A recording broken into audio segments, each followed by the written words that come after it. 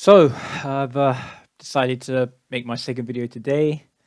Why not? Just doing this one by myself, just to talk to the camera and then just voice my opinions on this topic. But first of all, just want to say to everybody that gave me feedback on my first video, I appreciate it. Anybody that liked, commented, or even more subscribed to my YouTube channel, again, much appreciated. Hopefully the numbers keep going up, because the more the numbers go up, the more likely I am to carry on making videos and making content, which is what I kind of want to do, and hopefully other people want to see as well. So just a quick disclaimer.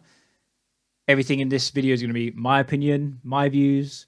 They probably differ to yours. If they do, that's fine. Probably a good thing, because then we can, share each other's views, compare, and maybe we can learn something from one another. And anyone that wants to come on and talk to me about this topic, I invite you on. Please come. Give me more material to make videos. I would appreciate it quite a lot. Because I don't know how long I'm going to be making videos for. It all kind of depends on when lockdown ends. And to be fair, that goes nicely into the topic of this video, which is coronavirus and lockdown. So probably the best place to start would be where coronavirus started, which was back in March with the first lockdown. And I would say the first lockdown came too late. So we had the advantage of seeing coronavirus unfold in other countries. Obviously, China as early as 2019? Yeah, 2019. And then in terms of Europe, it spread to Italy first, and then Spain and France were quite bad. And I would say here we were about a week or two behind in terms of coronavirus development. So we had the opportunity to see what they were doing and then act based on what we saw. But we didn't. So they all went into lockdown, and then we went into lockdown a week or two later, which came way too late. We had the football that went ahead, Liverpool versus Atletico Madrid at the Champions League, and that horse racing bollocks, Cheltenham went ahead, both of which should not have. And we've, I think, since realised has resulted in thousands of deaths. So that was poor from the government. They should have done better there. To be fair, they have been, in my opinion, awful throughout. Hopefully I'll touch on why I think that later on in the video. This is like just all off the dome. I haven't scripted anything, so I might go into it more later. I might not. But yeah, so we eventually did go into lockdown, albeit quite late. And I think people were happy, well, not happy, but accepted the lockdown was the right thing to do. And people followed the guidelines. So people stayed at home unless they had to go out. Pretty much everything was closed. And it was like that for, I don't know, 3 months or so. I myself only really left the house to go shops. Other than that, I'm first of all fortunate enough to be able to work from home. So I've been just working a lot and then like playing PlayStation, watching movies, sleeping. The bad stuff, really. I should have been running and walking, trying to keep fit, but I didn't. I only started running towards the end of the first lockdown. But the first lockdown kind of ended, I think, quite abruptly, probably too soon, because Dominic Cummings quite publicly broke lockdown restrictions by going to Durham Castle and whatnot. And since then, I feel like the trust and relationship with the government has diminished, is gone, because they should have sacked him or he should have stepped down. But obviously they didn't. They all stood with him. And it sort of started the whole one rule for them. I mean, one rule for us and one rule for them sort of thing, which is fair because, the people that make the rules should enforce them. Otherwise, people are going to be put off following themselves. Obviously, some people would follow the rules regardless because it's the right thing to do, like me. But a lot of other people would just be like, well, if they're not, I'm not going to do it. So because of the whole Dominic Cummings thing, they ended lockdown there and then. And I think we went into tiers. I can't really remember. I think it was the Nando's tier rating. Remember that? And yeah, that was fine for a bit because we could go out and see people that we couldn't see. It was groups of 6. and only outdoors, so picnics in the park, that kind of thing, which was nice. It was just nice to see people again, really. And slowly but surely, things started to open again, and we are kind of getting back to normal. And this is when I think we hit September, and schools reopened, and then there was a spike in cases again, sort of the start of the second wave. So yeah, that coincided with schools reopening, people going back to uni, and then we've now realised that this new variant came out, where the virus is now more transmissible or whatever. But I don't really know if it's actually more lethal or more deadly. I don't think so. I just think it passes from one person to another a bit quicker. So that all happened around September. And because of that, there was another second national lockdown, which ran throughout the whole of November, I think. And I might be wrong, but I don't think it actually did much. I feel like cases were still pretty high because the schools are still open. So the first national lockdown, schools shut, everything shut. But this one, for some reason, schools stay opened, which didn't really make sense to me. But they obviously thought the priority is for kids to go to school, mental health and whatnot, which is fair. But it didn't do anything in terms of cases. So when it came to ending that lockdown, start of December, again, I think they should have extended the lockdown, ran it a bit longer. If it ran up until the start of Christmas, so like maybe a couple of days before Christmas, they could have loosened restrictions for Christmas and people could have seen families just for that period. And I think it would have been safer to do so. But they opened the country up again, start of December, Christmas shopping, whatnot. Everyone was going out and about. And a few days before Christmas, literally the week before, they said cases are too high. We're going to have to go back into, I think they made tier 4 lockdown, which was like a step up from tier 3, which we were in.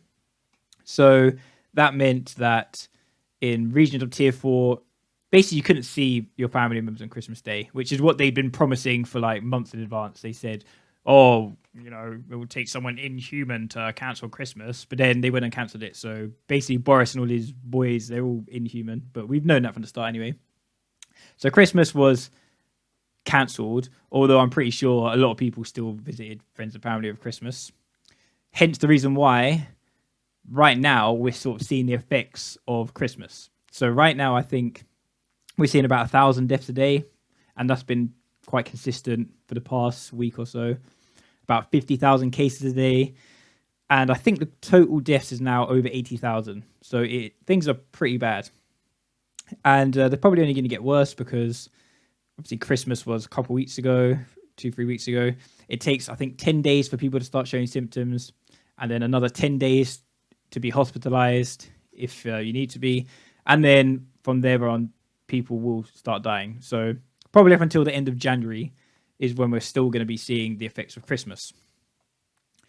So that's kind of the current situation. We're now in lockdown, obviously, and there's talks of potentially tighter restrictions. I mean, I think right now schools are closed, which is probably the main catalyst for most of the cases, and apart from people seeing family on Christmas.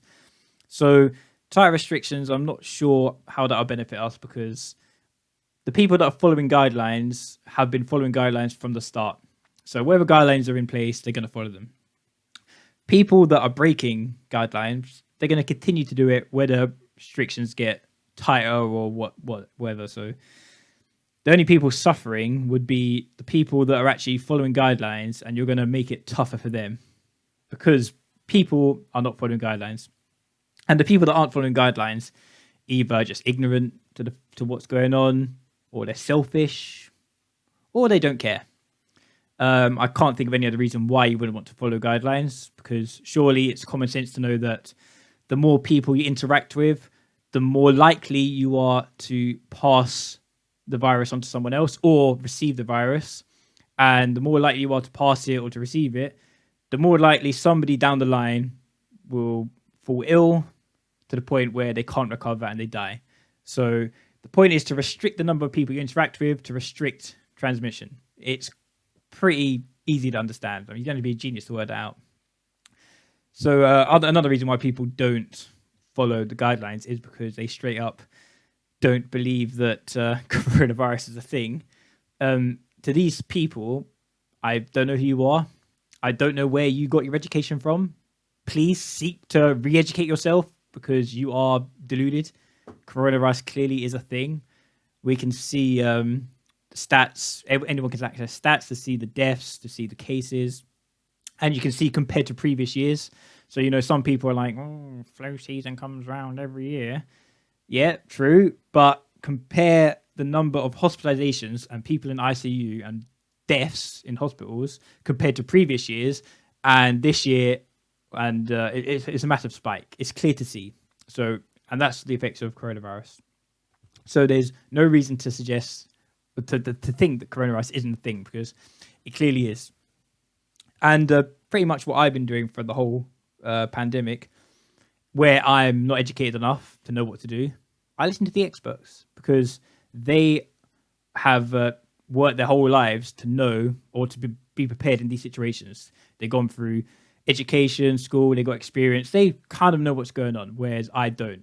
So if the experts say something, I take it as for what it is. I listen to the experts. They know more than me. Likewise, for example, I feel like I'm quite educated in football. So if you don't watch football and I tell you you score a goal when the ball goes over the goal line, I expect you to listen to me because I know more than you, just like the experts know more than me. So I listen to them.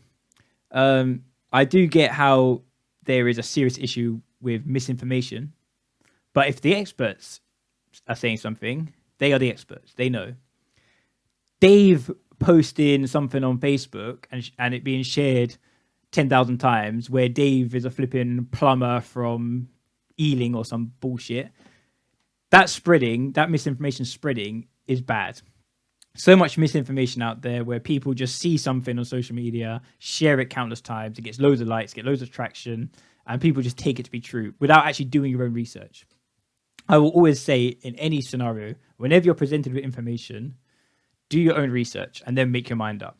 But people, I think, are too lazy to do their research. So if they see someone has supposedly done their own, they'll just listen to it, which is stupid. And I remember watching a documentary about misinformation, and I believe misinformation spreads like 5 times faster than the truth. So it is hard to find what's true and what's fake, especially online.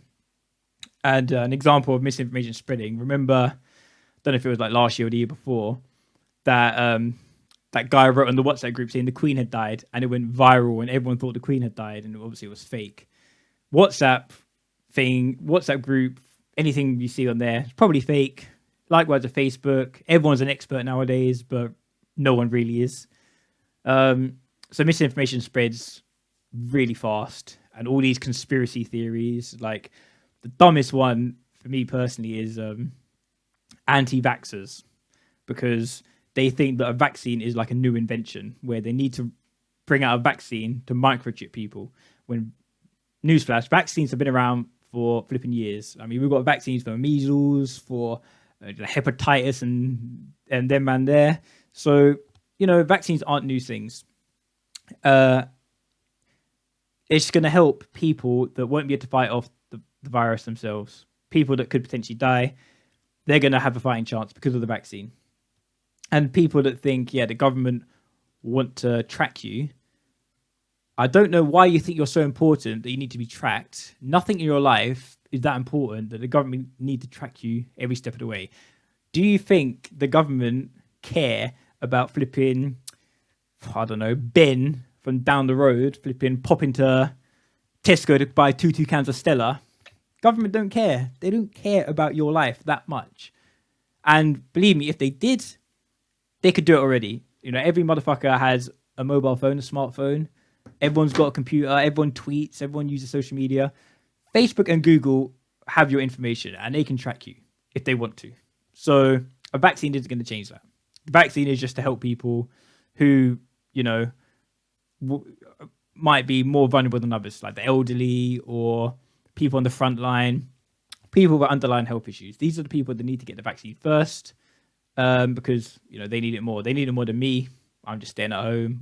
I'm supposedly young and healthy, although, you know, going for my runs, I would say I'm not that healthy because, you know, I get out of breath very quickly, but that's a story for another time.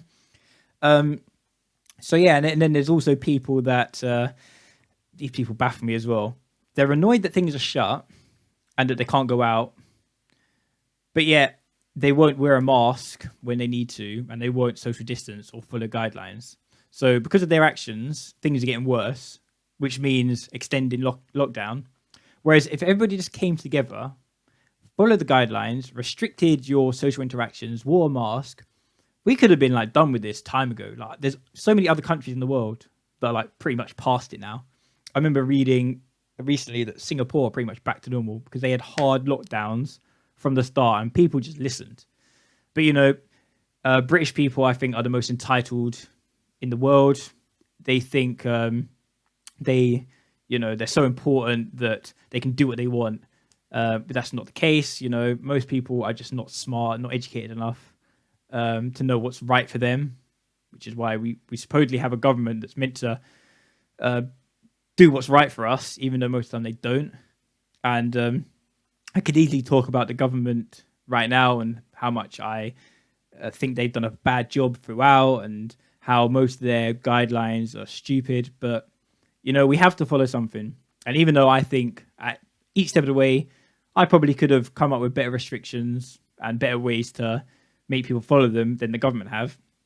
But if everyone has that mindset, then we're fucked because everyone's going to have a different idea of what's correct. And if everyone follows their own way, things are just going to get bad. You could have flipping somebody saying, oh, they want to go and lips random strangers and spit in people's mouths, which, is just dumb. But people probably think that's a normal thing to do. So we need to follow something. So although I don't agree with the government most of the time, I've been following their rules because come the end of it, I don't want to look back because believe me, when this is all said and done and coronavirus is finished, when we look back at the deaths and the cases, people are going to be shocked at how many people were affected. Like millions and millions and millions around the world. In this country so far, 80,000 deaths. People are just looking at it right now, but just figures. They're just numbers. They don't associate these numbers with people. But to each individual case, each death, 80,000, that's a person. It's a human being. That's somebody's mother, somebody's father, relatives, loved ones, friends, family. And a lot of people don't understand because it hasn't affected someone they know. And I hope it doesn't come to the point where you lose a loved one for you to realize how serious this is. I'm lucky that I haven't lost a loved one, thankfully. And I don't ever want to, which is why I followed the guidelines. And I would expect most people to want to do that as well, because the more people that break lockdown, the more people that break the restrictions, the more people that are going to get ill, which means more people are going to be hospitalized and more people are going to die. Simple as that. So follow the rules as best you can. Let's hope things get better. The government, pull their finger out and start doing a good job. That's a discussion for another time, obviously, how bad the government have been. And I will say, even though I'm not a fan of Boris, not a fan of the Tories, I wanted them to do well. If at the start they went into lockdown straight away, we got on top of things, and at this point now we're kind of back to normal, and we were saying there was very few deaths, we limited number of cases, I would say, you know what, fair play, you've done a good job. I didn't expect you to, but you've done a good job, and people haven't died. And some people keep saying, oh, well, you want them to fail because you're anti-Tory. That's bullshit, because why would I want people to die? I want what's best for the country. I don't want people to die. So naturally, I want them to do well. But they have failed. If you disagree with me, let me know what you think about the government. Maybe we can talk about, the government and politics another time. I do try and keep up to date with politics, even though I hate it. No matter what I see, it always pisses me off. But I prefer to be in the loop than kept in the dark about things. So yeah, that's kind of my views on how coronavirus and lockdown has gone through from the start to finish. Like I said, this was all off the dome. I didn't plan anything, so I'll probably miss a lot of things out. I could easily talk about this for hours, but I tried to keep this video short because I know the last one was quite long. I don't know how long I've been talking for. Hopefully it's not too long. So yeah, if you disagree with me, fantastic. Let me know what you think instead. Drop me a message on social media or comment on the video. Like the video if you like these sort of talks. I can do more. Please subscribe. I'd much appreciate it. The higher the numbers go up, the more likely I am to make videos, as I said before. So yeah, that's kind of everything today. I'll see you on another video soon. Take care.